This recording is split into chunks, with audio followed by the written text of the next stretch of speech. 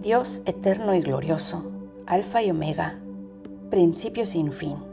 Hoy elevamos nuestras voces con asombro y gratitud para alabarte por los prodigios que has hecho desde el comienzo de todo. Tú hablaste y la luz surgió de la nada, extendiste los cielos con sabiduría, separaste las aguas con poder, formaste al ser humano con ternura y soplaste en él aliento de vida. Desde la creación, has mostrado tu gloria en cada detalle de la naturaleza, en el sol que calienta, en la luna que guía la noche, en las estaciones que dan ritmo a la tierra. Todo canta tu grandeza, Señor. Te alabamos por los milagros de la historia, por liberar a tu pueblo de la esclavitud, por proveer en el desierto, por levantar profetas que hablaron con verdad, por cumplir cada promesa en Cristo Jesús, tu Hijo amado. El más grande de todos los prodigios, la cruz vacía y la tumba vencida. Gracias por cada acto de misericordia, por cada alma restaurada, por cada generación alcanzada por tu amor. Eres el mismo ayer, hoy y siempre. Tu mano poderosa nunca deja de obrar. Y tú creas maravillas, Padre, en favor de quienes te aman. Recibe nuestra alabanza, Dios. Que toda la humanidad, redimida por tu gracia, proclame tu nombre con gozo y reverencia. En el nombre de Jesús. Amén. Hola, qué bueno que me acompañas a un día más de Biblia Diaria. Yo soy Claudia. Hoy que leemos lo correspondiente al 19 de julio, vamos a leer primero de Crónicas 28 y 29, Romanos 5, 6, 21, o 6 al 21, Salmos 15 y Proverbios 19, 18 y 19. Primero de Crónicas 28 y 29. David reunió en Jerusalén a todos los oficiales de Israel, es decir, a los oficiales de las tribus, a los comandantes de las divisiones que por turno servían al rey y a los comandantes de 1000 y de 100 soldados, a los oficiales a cargo de los bienes y al ganado del rey y sus hijos, a los oficiales del palacio, a los guerreros y a todos los valientes. Puesto de pie, el rey David dijo: Hermanos de mi pueblo, escúchenme. Yo tenía en mi corazón construir un templo para que en él reposara el arca del pacto del Señor nuestro Dios y sirviera como estrado de sus pies. Ya tenía todo listo para construirlo cuando Dios me dijo: Tú no construirás un templo en honor de mi nombre, porque eres hombre de guerra y has derramado sangre. Sin embargo, el Señor Dios de Israel me escogió de entre mi familia para ponerme por rey de Israel para siempre. En efecto, Él escogió a Judá como la tribu gobernante. De esta tribu escogió a mi familia, y de entre mis hermanos me escogió a mí, para ponerme por rey de Israel. De entre los muchos hijos que el Señor me ha dado, escogió a mi hijo Salomón para que se sentara en el trono real del Señor y gobernara Israel. Dios me dijo: será tu hijo Salomón el que construya mi templo y mis atrios, pues lo he escogido como hijo y seré su padre. Y si perseverara en cumplir mis mandamientos y leyes como lo hice hoy, entonces afirmaré su reino para siempre. En presencia de Dios que nos escucha y de todo Israel, que es la congregación del Señor, hoy les encarezco que obedezcan cumplidamente todos los mandamientos del Señor su Dios. Así poseerán esta buena tierra y se la darán en herencia perpetua a sus hijos. Y tú, Salomón, hijo mío, reconoce al Dios de tu padre y sírvele en todo corazón y con buena disposición, pues el Señor escudriña todo corazón y discierne todo pensamiento. Si lo buscas, te permitirá que lo encuentres. Si lo abandonas, te rechazará para siempre. Ten presente que el Señor te ha escogido para que le edifiques un templo como santuario suyo. Así que anímate y pon manos a la obra. Luego David entregó a Salomón el diseño de la entrada del templo, de sus edificios, de los almacenes, de las habitaciones superiores, de los cuartos interiores y del lugar donde está el arca con su tapa. También le entregó el diseño de todo lo que el Espíritu había puesto en su mente sobre los atrios del templo del Señor, para los cuartos de alrededor, para los tesoros del templo de Dios y para los depósitos de las ofrendas sagradas. Asimismo, le dio instrucciones en el cuarto a la labor de los sacerdotes y levitas, de todos los servicios del templo del Señor y de todos los utensilios sagrados que se usarían en el servicio del templo. Además, le entregó abundante oro y plata para todos los utensilios de oro y de plata que se debían usar en cada uno de los servicios en el templo. También pesó el oro y la plata para cada uno de los candelabros y sus lámparas, tanto los de oro como los de plata, según el uso de cada candelabro. De igual manera, pesó el oro y la plata para cada uno de las mesas del pan consagrado, tanto las de oro como las de plata. Le hizo entrega del oro puro para los tenedores, los tazones y las jarras. Le pesó oro y plata suficiente para cada una de las copas de oro y de plata. Para el altar del incienso entregó una cantidad suficiente de oro refinado. También dio el diseño de la carroza y de los querubines que cubren con sus alas extendidas el arca del pacto del Señor. Todo esto, dijo David, ha sido escrito por revelación del Señor para darme a conocer el diseño de las obras. Además, David dijo a su hijo Salomón: sé fuerte y valiente y pon manos a la obra. No tengas miedo ni te desanimes, porque el Señor mi Dios estará contigo. No te dejará ni te abandonará hasta que hayas terminado toda la obra del templo del Señor. Aquí tienes la organización de los sacerdotes y de los levitas para el servicio del templo de Dios. Además, contarás con la ayuda voluntaria de expertos en toda clase de trabajos.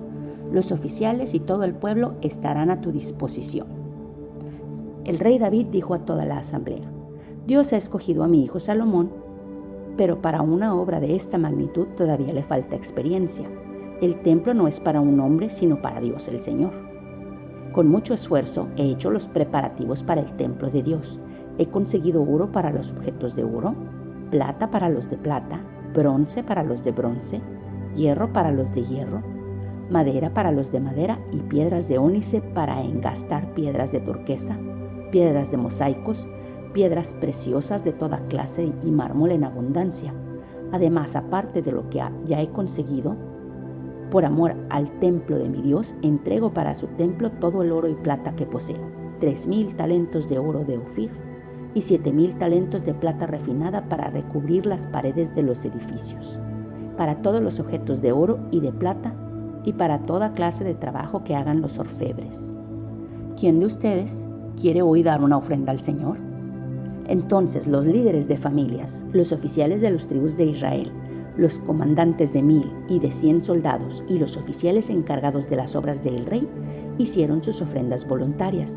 Donaron para las obras del templo de Dios 5,000 talentos y 10,000 dáricos de oro, 10,000 talentos de plata y 18,000 talentos de bronce y 100,000 talentos de hierro. Los que tenían piedras preciosas las entregaron a Jehiel, el gersonita, para el tesoro del templo del Señor. El pueblo estaba muy contento de poder dar voluntariamente sus ofrendas al Señor. También el rey David se sentía muy feliz. Entonces David bendijo así al Señor en presencia de toda la asamblea: Bendito sea, Señor, Dios de nuestro Padre Israel, desde siempre y para siempre. Tuyos son, Señor, la grandeza y el poder, la gloria, la victoria y la majestad. Tuyo es todo cuanto hay en el cielo y en la tierra. Tuyo también es el reino y estás por encima de todo. De ti proceden la riqueza y el honor. Tú lo gobiernas todo. En tus manos están la fuerza y el poder, y eres tú quien engrandece y fortalece a todos. Por eso, Dios nuestro, te damos gracias y a tu glorioso nombre tributamos alabanzas. Pero ¿quién soy yo y quién es mi pueblo para que podamos darte estas ofrendas voluntarias? En verdad, tú eres el dueño de todo, y lo que te hemos dado, de ti lo hemos recibido. Ante ti somos extranjeros que están de paso, como lo fueron nuestros antepasados. Nuestros días sobre la tierra solo son una sombra sin esperanza. Señor y Dios nuestro, de ti procede todo cuanto hemos conseguido para construir un templo a tu santo nombre. Todo es tuyo. Yo sé, mi Dios, que tú pruebas los corazones y amas la rectitud. Por eso, con honestidad te he ofrecido voluntariamente todas estas cosas, y he visto con júbilo que tu pueblo, aquí presente, te ha traído sus ofrendas. Señor, Dios de nuestros antepasados Abraham, Isaac e Israel, conserva por siempre estos pensamientos en el corazón de tu pueblo y dirige su pensamiento hacia ti. Dale también a mi hijo Salomón un corazón sincero para que obedezca y ponga en práctica tus mandamientos, estatutos y mandatos. Permítele construir un templo para el cual he hecho esta provisión. Luego David animó a toda la asamblea: alaben al Señor su Dios. Entonces toda la asamblea alabó al Señor, Dios de sus antepasados, y se postró ante el Señor y ante el rey. Al día siguiente ofrecieron sacrificios y holocaustos al Señor por todo Israel, 1000 novillos, 1000 carneros y 1000 corderos con sus respectivas ofrendas líquidas y numerosos sacrificios. Ese día comieron y bebieron con gran regocijo en presencia del Señor. Luego, por segunda vez, proclamaron como rey a Salomón, hijo de David, y lo consagraron ante el Señor como soberano, y a Sadoc lo ungieron como sacerdote. Y Salomón se sentó en el trono del Señor como rey en lugar de su padre David, y tuvo éxito. Todo Israel le obedeció. Todos los oficiales, los guerreros y los hijos del rey David rindieron pleitesía al rey Salomón.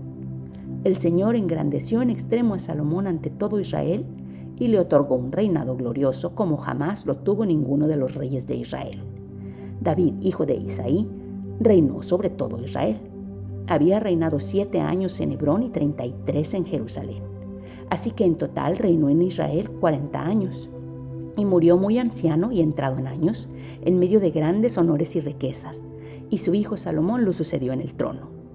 Todos los hechos del rey David, desde el primero hasta el último, están escritos en las crónicas del vidente Samuel, del profeta Natán y del vidente Gad. Allí también se registra lo que tiene que ver con su reinado y su poder. También lo que le sucedió a él, a Israel y a los pueblos vecinos. Romanos 5, 6 al 21. A la verdad, como éramos incapaces de salvarnos, en el tiempo señalado, Cristo murió por los impíos. Difícilmente habrá quien muera por un justo, aunque tal vez haya quien se atreva a morir por una persona buena. Pero Dios muestra su amor por nosotros en esto, en que cuando todavía éramos pecadores, Cristo murió por nosotros. Y ahora que hemos sido justificados por su sangre, con cuánta más razón, por medio de él seremos salvados del castigo de Dios. Porque si cuando éramos enemigos de Dios fuimos reconciliados con él mediante la muerte de su Hijo, con cuánta más razón, habiendo sido reconciliados, seremos salvados por su vida. Y no solo esto, sino que también nos regocijamos en Dios por nuestro Señor Jesucristo, pues gracias a él ya hemos recibido la reconciliación. Por medio de un solo hombre el pecado entró en el mundo, y por medio del pecado entró la muerte. Así fue como la muerte pasó a toda la humanidad, porque todos pecaron. Antes de promulgarse la ley ya existía el pecado en el mundo. Es cierto que el pecado no se toma en cuenta cuando no hay la ley. Sin embargo, desde Adán hasta Moisés, la muerte reinó incluso sobre los que no pecaron, quebrantando un mandato, como lo hizo Adán, quien es figura de aquel que había de venir. Pero el pecado de Adán no puede compararse con la gracia de Dios, pues si por el pecado de un solo hombre murieron todos, cuánto más el don que vino por la gracia de un solo hombre, Jesucristo, abundó para todos. Tampoco se puede comparar el regalo de Dios con las consecuencias del pecado de Adán. El juicio que lleva a la condenación fue resultado de un solo pecado, pero la dádiva que lleva a la justificación tiene que ver con una multitud de pecados, pues si por el pecado de un solo hombre reinó la muerte, con mayor razón los que reciben en abundancia la gracia y el don de la justicia reinarán en vida por medio de uno solo, Jesucristo. Por tanto, así como un solo pecado causó la condenación de todos, también un solo acto de justicia produjo la justificación que da vida a todos. Porque así como por la desobediencia de uno solo muchos fueron hechos pecadores, también por la obediencia de uno solo muchos serán hechos justos. En cuanto a la ley, esta intervino para que aumentara el pecado, pero donde abundó el pecado, sobreabundó la gracia. Y así como reinó el pecado de la muerte, reine también la gracia que nos trae justificación y vida eterna por medio de Jesucristo nuestro Señor. Salmo 15. ¿Quién, Señor, puede habitar en tu santuario? ¿Quién puede vivir en tu santo monte? Solo el de conducta intachable, que practica la justicia y de corazón dice la verdad, que no calumnia con la lengua, que no hace el mal a su prójimo ni le acarrea desgracias a su vecino, que desprecia al que Dios reprueba, pero honra al que teme al Señor, al que cumple lo prometido, aunque salga perjudicado, al que presta dinero sin ánimo de lucro y no acepta sobornos que afecten al inocente. El que así actúa no caerá jamás. Proverbios 19, 18 y 19. Corrige a tu hijo mientras aún hay esperanza, no te hagas cómplice de su muerte. El iracundo tendrá que afrontar el castigo. El que intente disuadirlo aumentará su enojo. Eso es todo por hoy. Qué bueno que me acompañaste. Te amo. Dios nos ama. Oremos para que perdone nuestros pecados, nos bendiga, nos proteja, nos prospere. Y si Dios quiere, aquí te espero mañana.